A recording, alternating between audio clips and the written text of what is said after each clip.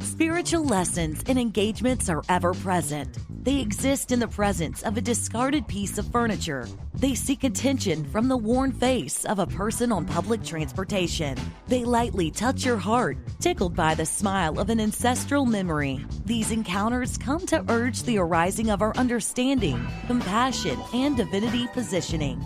Welcome to the Arise with E podcast, where author, playwright, and minister E. Claudette Freeman takes the charge to share the messages from the moments calling us to arise. Are you holding or hiding what you should be releasing? Come on back and let's chat about it. Hi, this is Brenda L. Jackson, and I want to talk to you about my second cookbook. It's coming out this summer, Culinary Roots 2, a legacy of faith, family, and food. Food is an integral part of who we are. So what I want you to do is just check the book out, see what it's about, and I promise you, you will evoke more conversations with your own family. So in the summer, when it will be released, meet me at the table and let's have a conversation. Enjoy the balance of your day. I believe without reservation that each of us has been given a divine or spiritual mandate to release something in the earth. Interestingly, I've not always believed that for me. Isn't that weird? Well, if truth be told, you probably have felt that way as well, that you are not worthy or that you have nothing that God can use in any unique, creative, profound, or life-altering manner. But you believe it wholeheartedly for someone else. As a matter of fact, you support it, promote it, applaud it, and pray about it for someone else, but not yourself.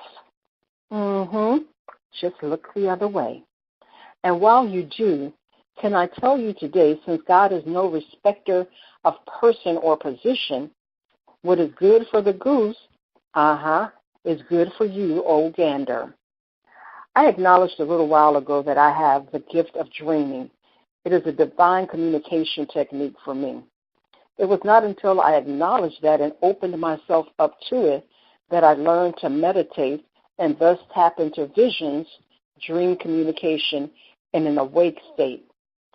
Thing is, I kind of recognized that what was being shown to me was, a bit different. I shared with a friend that I have no idea what to do with it. And in fact, if I could have my way, I would leave it alone, because surely releasing what I'm being shown is going to stir up some fervor in my direction. You know, when you've suffered the pains of chastisement for disobedience enough, you learn to move towards obedience.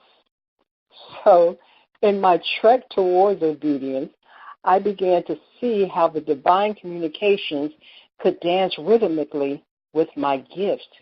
The two are forced to speak things in platforms that are welcoming, and I enjoy watching the revelation engage people unexpectedly. What is shown in those dreams and visions are and will be released in divinely intricate and appropriate manners, and I trust that God's wings are mighty enough to shield me from the critics and others. Why am I telling you this?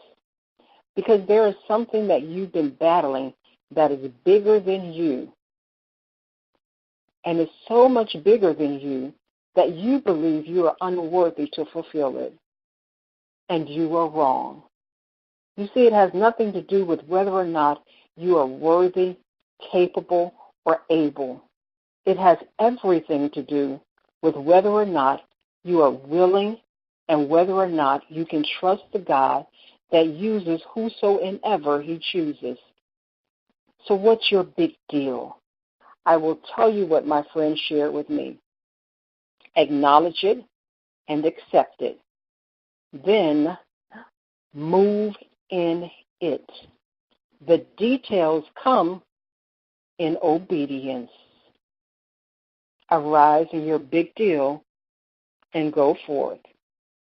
Continue to explore your intimate thoughts through one of 6 journals available to help you pour and arise. Get yours today in my store at www.eclaudetteliterary.com.